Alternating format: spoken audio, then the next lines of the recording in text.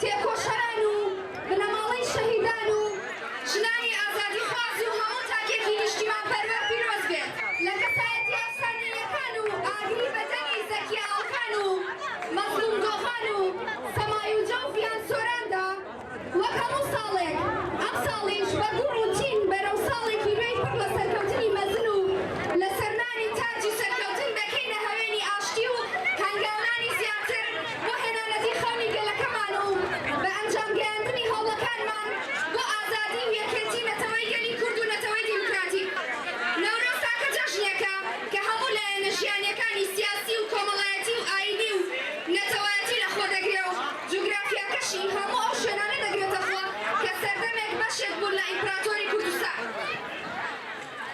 جگە لە نەتەوەی کورد چەندین نەتەوەی تریش لە جیهاندا کە ژمارەیان نزیکەی 300 ملیۆن کەس وەکو جەژن پێشوازی لەم ڕۆژە دەکەن.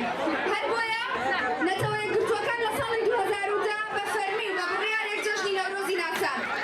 نەورۆز بۆ گەلی کورد تەنیا لە چوارچێوەی بۆنەیەکی نەتەوەی و نیشتیمانیدا نەماوەتەوە، بەڵکو لە قۆناغی مێژووی تێکۆشانی هاوچەرخدا وەک چەکێکی کاریگەر لە بەرامبەر داگیرکارانی کوردستاندا بووە بە لێک نزیکبوونەوەی گەلی کورد لە یەکتر و مەشغەڵێکیش بۆ ڕۆشنکردنی ڕێگای تێکۆشان و بڵندکردنی بانگی یەکگرتن و یەکڕیزی نێوماڵی کورد.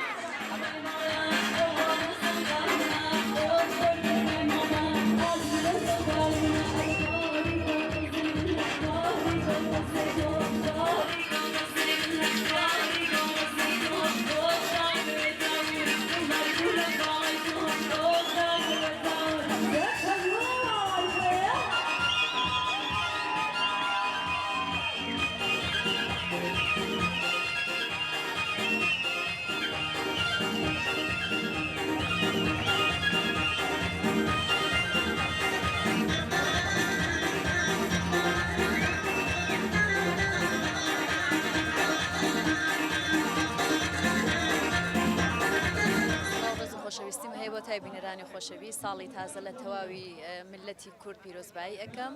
منیش وەکو هونەرمەندێ زۆر خۆشحاڵم کە بەشدارم لەو بەرنامە جوان لە شاری کەرکووک.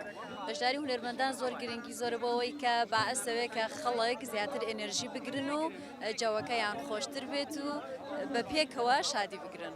پێم منەوەیە کە کوردان هیچ جیاوازیەکیان نەبێ، هەمومان یەکگەتر بین لەبەر ئەوەی ئەگەر جیاوازیەک نەبێ سەرکەوتووە بین.